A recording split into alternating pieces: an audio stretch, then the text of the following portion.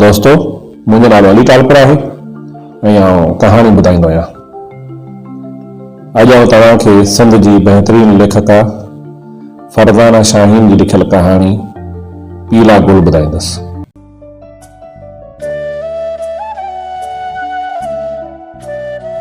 अॼु वरी जॾहिं मां ज़ुलेखा जो नालो खयो त मूंखे कावड़ में बाहि लॻी वई। ख़बर न छो मूंखे ज़ुलेखा जे वजूद खां नफ़रत आहे। शायदि उन करे जो मूंखे बदसूरती खां शदीद नफ़रत रही आहे। ख़ूबसूरत माण्हू, ख़ूबसूरत मंदर शुरू खां ई मुंहिंजो कमज़ोर रहिया आहिनि। मां त आहियां ई सूंह जो तख़लीकार, जंहिंजी अखियुनि में फ्रेम ते रंग ऐं ख़ूबसूरत मंदर फैलियल आहिनि। पोइ भला मां ज़ुलेखा जे बदसूरत वजूद खे दिलि जे कीन वास्ते सूंह जे रंगनि सां कीअं तख़लीक़ कयां। ज़ुलेखा जेका हाणे मुंहिंजे ज़हन लाइ मथे जो सूर बणिजी वई हुई। ज़ुलेखा मुंहिंजे मामे जी धीउ हुई। असांजे घरनि जे विच में सिर्फ़ु हिकु दीवार ई मुंहिंजी दिलि जे अॻियां बंदि ठाहे बीठी आहे। मां जॾहिं मामे जे घर वेंदो हुअसि त हू मूंखे ॾिसी चिड़ी पवंदी हुई। हिन जी बदसूरत वजूद में ख़ुशीअ जी लहर दौड़ी वेंदी हुई। हिन जे कारे रंग ते ख़ुशीअ मुंहिंजा कुझु रंग चिटिजी वेंदा हुआ, पर मां हमेशह हिन खे नज़रअंदाज़ करे छॾींदो हुअसि। हिन जी अखियुनि में हमेशह हिकु आस, हिकु तड़प हूंदी हुई त शल मां हिन सां को प्यार भरो जुमिलो ॻाल्हायां। पर मां हिन जी हर उम्मीद, हर आस, हर इल्तिजा खे पंहिंजे पेरनि हेठां चीबाटे हिन जे वजूद में तख़लीक़नि जो ज़हर उते हलियो वेंदो हुअसि ऐं हिन जी अखियुनि मां हर आस, हर उम्मीद लुर्क बणिजी मिट्टी में जगड़ थी वेंदी हुई।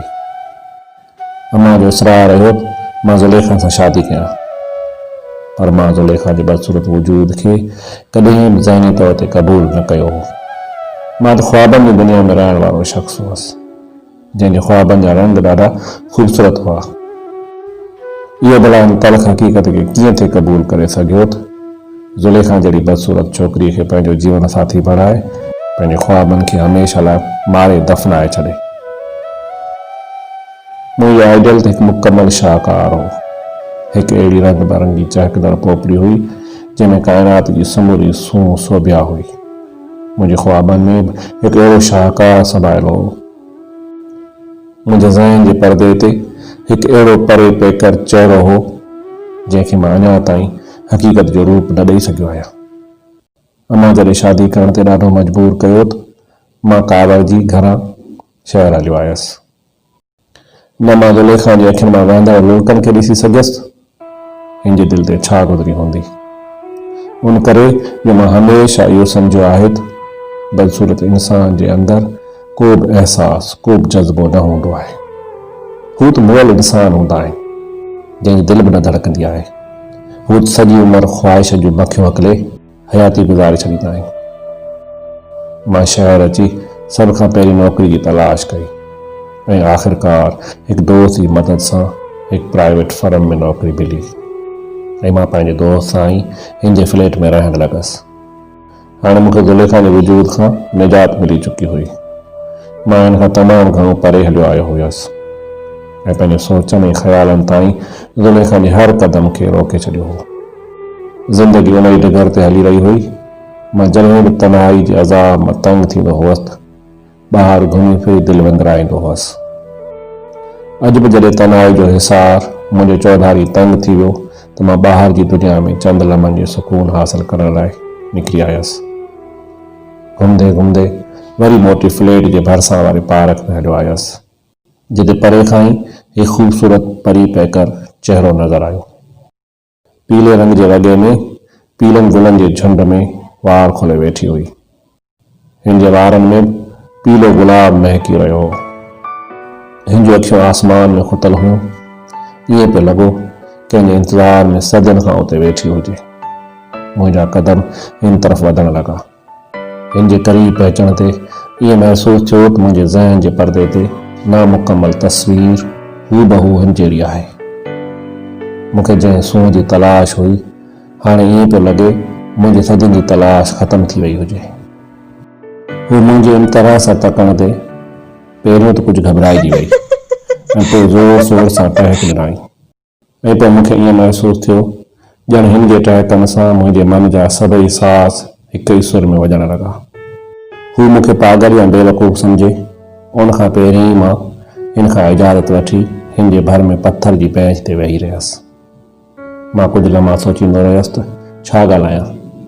मां लफ़्ज़नि जी तलाश में हुअसि त हिन ख़ुदि ई ॻाल्हाइणु शुरू कयो। हिन जूं ॻाल्हियूं ज़िंदगी सां भरपूर हुयूं ऐं मूंसां ईअं ॻाल्हाए रही हुई ॼण मूंखे सजनि खां सुञाणंदी हुजे। हिकु लम्हे ते हिन जी एतिरी ख़ुदि एतमादी ॾिसी हैरान रहिजी वियसि। हिन पंहिंजो तारफ़ पाण करायो त मुंहिंजो नालो राबिया आहे, मुंहिंजो वालिद वॾो बिज़नेसमैन आहे, असांजो बंगलो बि हिते क़रीब आहे। मां रोज़ानो पंहिंजी बोरियत दूर करण लाइ हिन पार्क में कुझु देरि अची वेंदी आहियां। मां वालिदैन जी अकेली धीउ आहियां, को बि भाउ भेण कोन्हे। अकेला जॾहिं ॾाढो तंग कंदी आहे त हिते हली ईंदी आहियां। असांजे विच में तारफ़ जो मरहलो तइ थियो ऐं इहा मुख़्तसर पहिरीं मुलाक़ात मुंहिंजे लाइ ज़िंदगी बणिजी वई ऐं उन राति मूं जागी ख्वाब ॾिसंदे गुज़ारी। मां सॼी राति हिन जे बारे में सोचींदो रहियसि। ॿिए ॾींहुं वरी मुंहिंजा क़दम गैर इरादे तौरु उन पार्क ॾांहुं वधण लॻा। हिकु मक़नातीसी कशिश मूंखे हिन तरफ़ छिके रही हुई। हू अॼु बि साॻी जाइ ते पीलनि गुलनि जे झुंड में वेठी हुई। अॼु बि हिन जी वारनि में पीलो गुल महकी रहियो हो। असां रोज़ ईअं मिलंदा रहियासीं ऐं आख़िरकार इहो सिलसिलो दोस्ती ताईं पहुतो। हाणे त मां हिन जे घर बि अचणु वञणु लॻो हुअसि। हू पूरे जी पूरी मुंहिंजी दिलि में समाइजी चुकी हुई, मुंहिंजे सोचनि ऐं ख़्यालनि ते मुकमल तौर ते छाइजी चुकी हुई। हू मुंहिंजे आइडल जो जीअरो जाॻंदो रूप हुई ऐं हाणे इहो साबित थी चुको हो त मां पंहिंजे दिलि जो किताब खोले राबिया जे अॻियां रखां। मां सॼी राति सोचींदो रहियसि ऐं आख़िर उन नतीजे ते पहुतसि त सुबुह सभ खां पहिरियों राबिया ॾे वेंदसि ऐं पंहिंजे दिलि जी ॻाल्हि कंदसि ऐं मूंखे उमेद हुई त हू मूंखे मायूस न कंदी।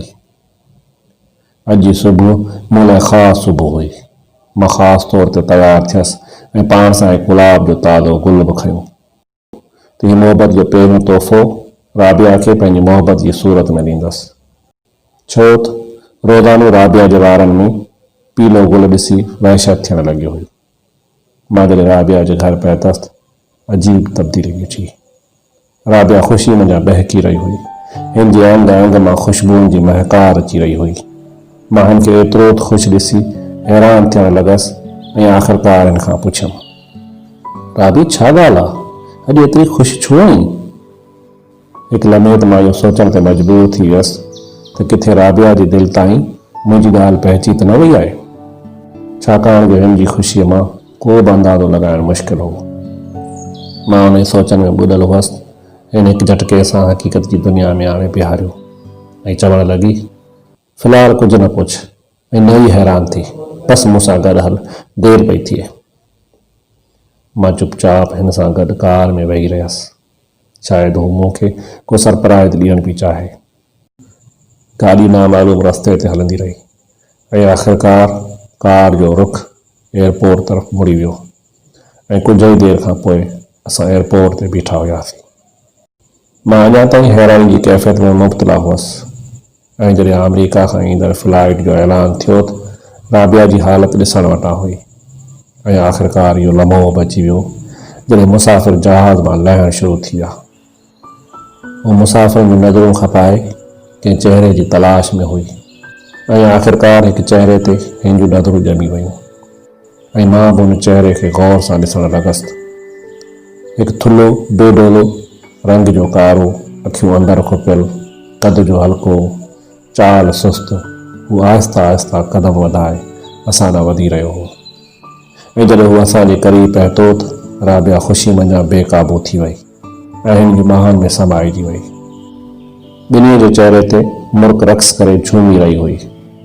राबिया हिन खे पाए मुंहिंजे वजूद खे ई विसारे चुकी हुई त मां बि को हिते बीठो आहियां। थोरी देरि खां पोइ जॾहिं हिन जी नज़र मूं ते पई त हू शर्मिंदा थी चवणु लॻी त नदीम, हीउ मुंहिंजो मंगेतर आहे जेको 4 सालनि खां अमेरिका में कोर्स करे रहियो आहे। मां तोखे इहो ई सरप्राइज़ ॾियणु पई चाहियां। तूं मुंहिंजे वारनि में हमेशह पीलो गुल ॾिसंदो हुयो न, उन करे जो पीलो गुल उदासीन ऐं इंतज़ार जी अलामत आहे ऐं मूंखे हिन जो ई इंतज़ारु हो नदीम। तुंहिंजी वॾी महिरबानी जो तूं उन्हनि तनहा लम्हनि में मुंहिंजो साथ ॾिनो। मां राबिया जे वारनि में ॾिठो ॻाढ़ो गुलाब महकी रहियो हो। राबिया जा लफ़्ज़ हथोड़ा बणिजी ज़हन ते वॼण लॻा। मां हिननि ॿिन्ही सूंहं ऐं बदसूरती जे मेलाप खे ॾिसी रहियो हुअसि। हू राबिया अॻियां ईअं पियो लॻो ॼण चंड खे गिरणु लॻी हुजे। मां अॼु ख़ूबसूरती खां शिकस्त खाधी हुई ऐं बदसूरती जा अहसास मुंहिंजे वजूद में जाॻण लॻा हुआ। मूंखे पाण खां शदीद नफ़रत थियण लॻी। मां हिकु तख़लीकार थी करे बि सूंहं ऐं बदसूरती में फ़र्क़ु महसूसु करे न सघियसि। हीउ शख़्स मूंखां वधीक ख़ूबसूरत आहे। हिन जा ख़्याल, हिन जूं सोचूं मूं अगरि बदसूरत न आहिनि तॾहिं त सूंहं हिन जे क़दमनि में झुकियल आहे। हिन जी दिलि मूं अगरि बदसूरत न आहे। हर उहो इंसान ख़ूबसूरत आहे जेको ॿिए खे ख़ुशी ॾिए थो। सूंहं अंदर जी हूंदी आहे, ॿाहिरीं ख़ूबसूरती का बि हैसियत नथी रखे। असल सूंहं उहा आहे जेका हर मौसम में साॻी हालत ऐं शक्ल में मौजूदु रहे।